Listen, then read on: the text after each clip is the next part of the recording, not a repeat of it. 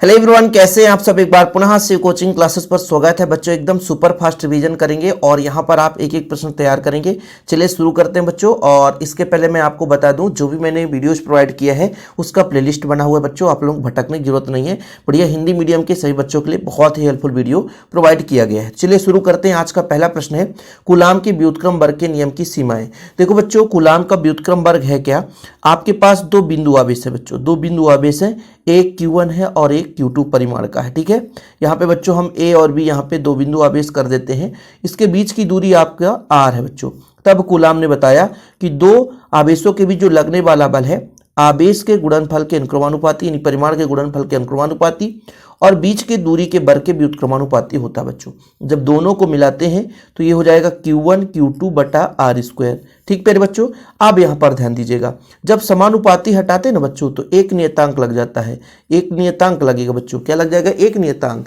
और जब K का मान हम आपसे बोले तो K का मान होता है 1/4 पाई एप्सिलॉन नॉट। यही आपका कूलाम का नियम है। ठीक है, यही आपका कूलाम का नियम है। लेकिन बच्चों ये आवेश स्थिर होना चाहिए, गतिशील नहीं होना चाहिए। इसके दो नियम इस प्रकार से हैं कि ये जो दो आपके पास आवेश है बच्चों, ये बिंदु आवेश हो। कैसे हो? एक तो बिंदु आवेश हो, ठीक है बच्चों, एक तो बिंदु आवेश हो, दूसरा बच्चों स्थिर अवस्था में हो, गतिशील ना हो। तो ये दो सीमाएं आप लोग देख लेना। ठीक है, एकदम इनके बीच की जो दूरी है बच्चों, अल्प दूरी होनी चाहिए। ठीक है, बहुत ज़्यादा दूरी भी नहीं होगा। यदि इनके बीच दो आवेशों के बीच अल्प दूरी पर स्थित हो, एकदम दूरी नगण्य हो, तभी यहाँ पर तो दो आपके पास बच्चों यहाँ पे सीमाएं हैं कूलाम की व्युत्क्रम वर्ग के नियम का। आवेश का मूलभूत गुण लिखे बच्चों। आवेश में क्वांटमीकरण यानी कुल आवेश, क्वांटमीकरण का मतलब एक निकाय है, एक निकाय पर एक इलेक्ट्रॉन पर होता है 1.6 × 10⁻⁻19 कूलाम आवेश। तो टोटल आवेश कितना होगा? निकाय पे कितना इलेक्ट्रॉन है और एक इलेक्ट्रॉन पर कितना आवेश है, प्लस माइनस हो सकता है। ये उसका बच्चों आवेश का क्वांटमीकरण कहलाता है। यानी जो विद्युत आवेश का मूलभूत गुण है तो आवेश क्वांटमीकरण होता है बच्चों, मतलब Q बराबर N। ठीक है, यानी किसी निकाय की कुल ऊर्जा जो बच्चों है ना, एक इलेक्ट्रॉन पर जो आपका आवेश है और कितने इलेक्ट्रॉन है उनके मल्टीपल के बराबर होता है। आवेश संरक्षण का सिद्धांत होता है बच्चों, ना तो उसको उत्पन्न किया जा सकता है ना तो नष्ट किया जा सकता है। विद्युत आवेश योज होता है, अर्थात किसी पदार्थ में कुल आवेश उनके विभिन्न भागों में उपस्थित आवेशों के बीजीय योग के बराबर होता है। तीसरा नंबर आपको समझ में आ गया बच्चों कि विद्युत आवेश योज होता है। अब थोड़ा मैं आपको बताता हूं। कोई निकाय है, Q1 आवेश, Q2 आवेश, Q3 आवेश, यहाँ पे Q4 और बहुत सारे हैं। तो टोटल जो आवेश है Q1 Q2 प्लस Q3 ऐसे करके जितना भी होगा Qn तक, यानी संपूर्ण आवेश के योग के बराबर होगा। ठीक है बच्चों, ये है आपका बीजीय योग के बराबर होता है। यानी विद्युत आवेश योज होता है, अर्थात किसी पदार्थ में कुल आवेश उसके विभिन्न भागों में उपस्थित आवेश के बीजीय योग के बराबर होता है। ठीक प्यारे बच्चों, कोई दिक्कत? चलिए आगे चलते हैं। सर विद्युत फ्लक्स किसे कहते हैं, इसका SI मात्रक लिखिए। विद्युत फ्लक्स होता क्या है? विद्युत क्षेत्र रेखाओं की संख्या। कहने का मतलब हमारे पास एक विद्युत क्षेत्र है बच्चों, इसके लंबवत कितनी क्षेत्र रेखाएं जा रही हैं, मतलब एक पृष्ठ हम मान के चलते हैं, पृष्ठ बोलना था, तो पृष्ठ से कितनी लंबवत विद्युत क्षेत्र रेखाएं जा रही हैं वो उसका बच्चों संख्या जो है विद्युत फ्लक्स कहलाता है, जिसको हम फाई ई से रिप्रेजेंट करते हैं बच्चों। ये होता है E × A के बराबर या तो E × DS के बराबर। ये तो आप एरिया A मान रहे हैं, DS मान रहे हैं, वो आपके ऊपर है। तो विद्युत क्षेत्र में स्थित किसी क्षेत्रफल से अभिलंबवत गुजरने वाली कुल बल रेखाओं की संख्या विद्युत फ्लक्स कहलाती है। इसका मात्रक जरूर याद करना बच्चों, न्यूटन मीटर स्क्वायर। क्या होता है बच्चों? Newton metre square. क्या? Newton metre square. ओके। और बच्चों प्रति कूलाम, वही तो मैं सोचा यार कि लगभग गड़बड़ लग रहा है। देखो मैं आपको प्रूव करके दिखाता हूं। न्यूटन मीटर स्क्वायर प्रति कूलाम, देखो ये होता बच्चों फाई बराबर E × A। ठीक है, E क्या है? एकांक आवेश पर लगने वाला बल है। अब बल का मात्रक न्यूटन, बल का मात्रक न्यूटन, क्षेत्रफल का मीटर स्क्वायर। ठीक है, अपान बच्चों आवेश का क्या हो गया? कूलाम। आवेश का क्या हो गया? कूलाम। न्यूटन मीटर स्क्वायर प्रति कूलाम। ठीक है, आगे बात करें बच्चों। आगे देखिएगा, विद्युत क्षेत्र की तीव्रता को परिभाषित कीजिए। देखो भाई, यहां से आप लोग E का मान आपने देखा, E बराबर F/Q है, यानी एकांक आवेश पर जो लगने वाला बल है वही विद्युत क्षेत्र की तीव्रता है। विद्युत क्षेत्र में रखा हुआ एकांक आवेश जितने बल का अनुभव करेगा बच्चों, वो उसका क्या कहलाएगा? वो उसका कहलाएगा विद्युत क्षेत्र की तीव्रता। ठीक है बच्चों, है ना। यानी विद्युत क्षेत्र में रखा हुआ एकांक धनावेश जितने बल का अनुभव करेगा बच्चों उसकी विद्युत क्षेत्र की तीव्रता कहलाएगी। बाकी आप लोग फार्मूला तो आप जनरेट कर ही लेंगे कि सर E बराबर है एकांक आवेश पर लगने वाला बल। बल का मात्रक होता है न्यूटन, बल का मात्रक होता है न्यूटन, आवेश का मात्रक होता है कूलाम, आवेश का मात्रक होता है बच्चों कूलाम। तो न्यूटन प्रति कूलाम क्या हो गया प्यारे बच्चों, न्यूटन प्रति कूलाम क्या हो गया, न्यूटन प्रति कूलाम। किसी कोई प्रॉब्लम? चलिए, वैद्युत द्विध्रुव क्या है बच्चों, यदि दो आवेश और विजाती हैं बच्चों, यानी बराबर हैं और विजाती हैं और एक दूसरे से अल्प दूरी पर स्थित रहते हैं, तो इस निकाय को हम वैद्युत द्विध्रुव कहते हैं। क्या बोलते हैं बच्चों? वैद्युत द्विध्रुव कहते हैं। इसके बाद आगे चले बच्चों, वैद्युत द्विध्रुव आघूर्ण की परिभाषा दीजिए। वैद्युत द्विध्रुव के किसी एक आवेश और दोनों आवेशों के बीच की दूरी का जो गुणनफल है बच्चों वैद्युत द्विध्रुव आघूर्ण कहलाता है। अब इसके लिए आपको फिर से बताता हूं बच्चों, ये आपका Q1 है, Q2 है, ठीक है। इसके बीच की दूरी 2a मानकर चलते हैं। तब बोला गया है कि एक आवेश और दोनों के बीच की दूरी का गुणनफल बच्चों वैद्युत द्विध्रुव आघूर्ण कहलाता है। इसका मात्रक तो आवेश का होगा कूलाम और दूरी का होगा मीटर, तो कूलाम मीटर इसका मात्रक हो जाता है, कूलाम मीटर इसका बच्चों मात्रक हो जाता है, ठीक है। आवेश का क्वांटमीकरण ये आपने पढ़ ही लिया है कि किसी भी निकाय पर जो टोटल आवेश है Q है बच्चों, एक इलेक्ट्रॉन E के मल्टीपल होता है, यानी पूर्ण गुणज में होता है। प्रत्येक आवेशित पदार्थ पर आवेश की मात्रा एक इलेक्ट्रॉन पर आवेश की मात्रा के पूर्ण गुणज में होता है। क्या होता है बच्चों? पूर्ण गुणज में होता है। प्रत्येक आवेशित पदार्थ पर आवेश की जो मात्रा है एक इलेक्ट्रॉन पर आवेश की मात्रा के पूर्ण गुणज में होता है, ठीक है। कोई दिक्कत, किसी कोई प्रॉब्लम? अतः Q बराबर N ही होता बच्चों। यहां पर आप लोग स्क्रीनशॉट ले लेना, किसी आवेशित पदार्थ पर आवेश की मात्रा Q बराबर N ही हो सकता है, जहां N बराबर 1 2 3 4 है ना, या E बराबर 1.6 × 10⁻⁻19 कूलाम। स्पष्ट है कि विद्युत आवेश को अनिश्चित रूप से विभाजित नहीं किया जा सकता। विद्युत आवेश इस गुणों को ही बच्चों आवेश का क्वांटमीकरण कहते हैं। ये चीज आपने पहले भी पढ़ लिया, इसके पहले जो फर्स्ट क्वेश्चन था वहां पे ही हमने समझा दिया था। दूसरे क्वेश्चन में किसी चालक को धनावेशित करने पर उसका द्रव्यमान कम हो जाता है, ठीक है। ये आपको नहीं पढ़ना बच्चों, इसको आप पढ़ो। हालांकि इसको आप समझ जाओगे कि किसी चालक को धनावेशित करेंगे वो इलेक्ट्रॉन त्यागेगा, है ना। देखो, इलेक्ट्रॉन के चालक से निकलने के कारण धन आवेशित हो जाता है, अर्थात चालक को आवेशित करने के लिए जितने इलेक्ट्रॉन चालक से निकलते हैं उतने इलेक्ट्रॉन के द्रव्यमान के बराबर चालक के द्रव्यमान में कमी आती है। जैसे आपके ही घर में खूब सारा पैसा है, पैसा निकालोगे तो घर में पैसों की कमी होगी कि नहीं होगी? बिल्कुल होगी सर। घर में पैसों की कमी होगी कि नहीं होगी? बिल्कुल होगी। भाई हमने ये कहा कि चालक को धन आवेशित करते हैं। कोई चालक धन आवेशित कब हो सकता है? जब वहां से इलेक्ट्रॉन निकलेगा। जब वो इलेक्ट्रॉन निकलेगा तो जितने इलेक्ट्रॉन निकल जाएंगे उतने उसके मान के बराबर उसके द्रव्यमान में कमी आएगी। जैसे 5 इलेक्ट्रॉन आगे चला गया बच्चों, तो 5 इलेक्ट्रॉन का जितना द्रव्यमान होगा वो भी चला गया होगा, इसलिए उतना कम हो जाएगा। ये चीज आपको नोट रखना है, ठीक है। किसी को कोई प्रॉब्लम? ठीक है बच्चों, यहां तक क्लियर है कि किसी चालक को धनावेशित कर रहे हैं बच्चों, तो मतलब इसका तात्पर्य ये हुआ कि धनावेश से ये हुआ बच्चों कि वहां से जो है इलेक्ट्रॉन चले गए, और जब इलेक्ट्रॉन चले गए इसका मतलब है कि भाई उतने इलेक्ट्रॉन के द्रव्यमान उसमें कमी हो गई, ठीक है। चलिए आगे देखिए, गास का प्रमेय क्या कहता है।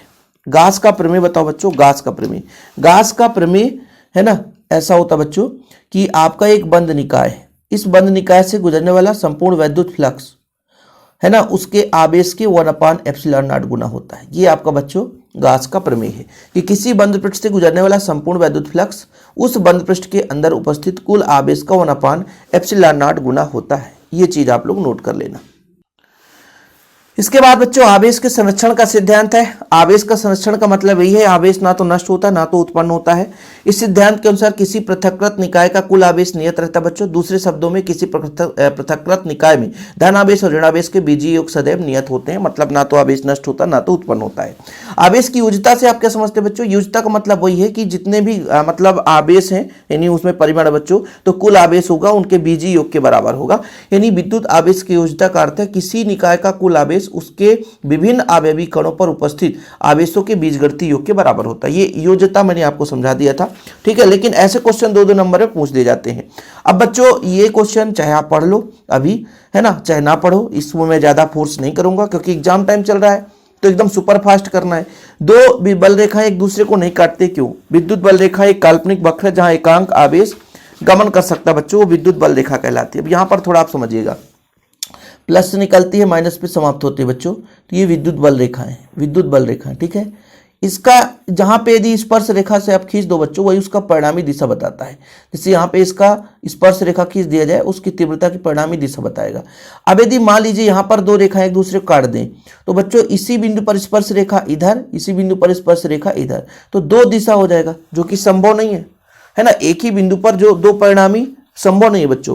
दो बल रेखाएं एक दूसरे को प्रतिच्छेद नहीं करती, क्योंकि यदि ये एक दूसरे को प्रतिच्छेद करेंगी तो प्रतिच्छेद बिंदु पर दो स्पर्श रेखाएं खींची जा सकती हैं, जो कि उस बिंदु पर विद्युत क्षेत्र की दिशा को प्रदर्शित करेगा। किंतु विद्युत क्षेत्र के एक ही बिंदु पर दो दिशाएं संभव नहीं है, अतः विद्युत बल रेखाएं एक दूसरे को कभी नहीं काटती। इसका मतलब आपने समझा कि भाई यदि एक ही बिंदु पर दो रेखाएं काट देगी तो एक ही बिंदु पर दो स्पर्श रेखाएं हो जाएंगी, यानी उसकी परिणामी दिशा दो हो जाएगी, जो कि संभव नहीं है। इसलिए बच्चों वो एक दूसरे को कभी प्रतिच्छेद नहीं करती।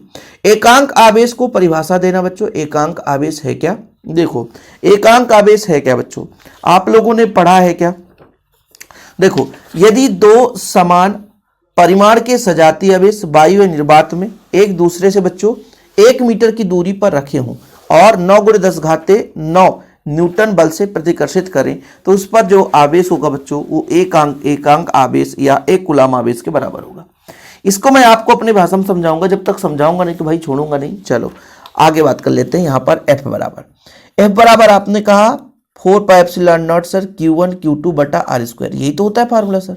चलो ऐसा भी तो होता है सर 9 × 10⁻9 Q1 Q2 बटा r²। अब ये बोला गया कि इसका भी मान f का मान भी 9 × 10⁻9 हो जाए, ठीक है बच्चों, और Q1 और Q2 का मान बराबर हो, Q1 और Q2 का मान बराबर हो और एक दूसरे से इकाई दूरी पर स्थित है। तो जब बच्चों यहां पे वैल्यू पुट करेंगे, देखना 9 × 10⁻9 बराबर 9 × 10⁻9, ये न्यूटन बल, F का मान हमने इतना लिया है कि 9 × 10⁻9 न्यूटन बल, इसका मान यहाँ पे है ही है। Q1 की जगह Q, Q2 की जगह Q बच्चों, और R की जगह 1 का स्क्वायर। कुल मिलाकर ये पूरा कट जाएगा, Q² बराबर 1 आएगा, तो Q बराबर ±1 आएगा, यानी Q का मान 1 आ गया। कब? जब बच्चों दोनों आवेश जो है इकाई दूरी पर है ना, और आवेश जो है परिमाण में सजाती है, या तो धन हो सकता है या तो ऋण हो सकता है, और एक दूसरे को 9 × 10⁻9 न्यूटन बल से आकर्षित करेंगे, प्रतिकर्षित करेंगे क्योंकि समान है। तो यदि दो समान परिमाण के सजातीय आवेश वायु निर्वात में एक दूसरे से 1 मीटर की दूरी पर है, इकाई दूरी पर, मैंने कहा ना 1 मीटर की दूरी पर है, और बच्चों एक दूसरे को 9 × 10⁻9 न्यूटन बल से प्रतिकर्षित कर रहे हैं, ये आपका 9 × 10⁻9 न्यूटन बल भाई सजातीय आवेश है। Q1 Q2 दोनों Q ही है। जब सजातीय आवेश है तो एक दूसरे को प्रतिकर्षित करेंगे बच्चों। तो जब 9 × 10⁻9 न्यूटन बल से प्रतिकर्षित करते हैं तो प्रत्येक आवेश एकांक आवेश या एक कूलाम परिमाण आवेश कहलाता है, ठीक है बच्चों। यानी दो सजातीय आवेश है, एक दूसरे से 1 मीटर की दूरी पर स्थित है, दोनों के बीच 9 × 10⁻9 न्यूटन बल लग रहा है, यानी प्रतिकर्षण बल लग रहा है, तब वो एकांक आवेश कहलाएगा बच्चों, या एक कूलाम आवेश कहलाएगा। इसके बाद आवेश का अध्यारोपण का सिद्धांत, वेरी वेरी वेरी इंपॉर्टेंट बच्चों। इस सिद्धांत के अनुसार किसी बिंदु आवेश के ऊपर परिणामी बल इस आवेश के चारों ओर उपस्थित अन्य सभी आवेशों द्वारा आरोपित बल के सदिश योग के बराबर होता है।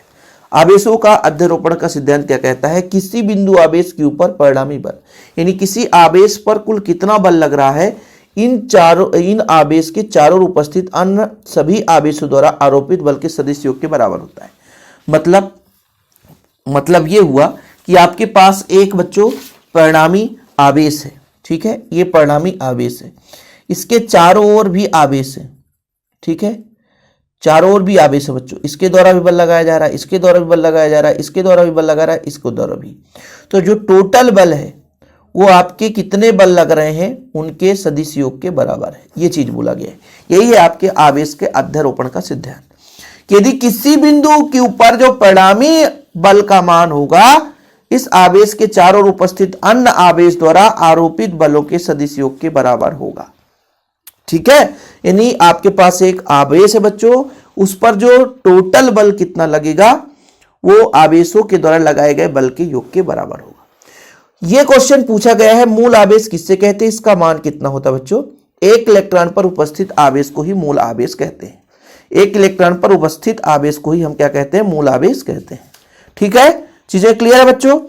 और ये क्वेश्चन भी हो सकता है ये रिपीट हो चुका है बच्चों। मूलावेश किसे कहते हैं अपन ने लिख लिया, पढ़ लिया। वैद्युत द्विध्रुव भी पढ़ लिया अपन ने। यदि दो बराबर विजातीय आवेश एक दूसरे से अल्प दूरी पर स्थित है तो वैद्युत द्विध्रुव, मतलब विजातीय मतलब अलग अलग आवेश है बच्चों, अल्प दूरी पर स्थित है तो वैद्युत द्विध्रुव कहलाएगा। आवेश का क्वांटमीकरण भी पढ़ लिया, द्विध्रुव आघूर्ण की परिभाषा भी पढ़ लिया। तो चैप्टर 1 के खत्म। और भाई ऐसे रिवीजन करना होता है, ऐसा नहीं कि बिल्कुल भाई हम कोई भी क्वेश्चन लेके उठा के ले आए। थोड़ा सा आप रिवीजन करते चलो, बस पढ़ते चलो। शिव कोचिंग क्लासेस में मैं कोशिश यही कर रहा हूँ कि आपके लिए बेहतर से बेहतर कंटेंट है। 2 नंबर में इसके अलावा इस चैप्टर से कोई क्वेश्चन मेरे हिसाब से नहीं पूछा जाएगा, और भाई ये पूछा ही जाएगा तो समझ लेना भाई किसी बच्चे से नहीं बनेगा, है ना। इससे ज़्यादा क्वेश्चन है ही नहीं। बाकी तो बनाने के लिए तो बहुत सारे हैं, लेकिन आप लोग कितना प्रैक्टिस करते हो उस पर निर्भर करता है। बस बच्चों, वीडियो पसंद आए तो लाइक करके शेयर कर देना। चैनल पे पहली बार है, चैनल को सब्सक्राइब कर लें। जय हिंद, वंदे मातरम।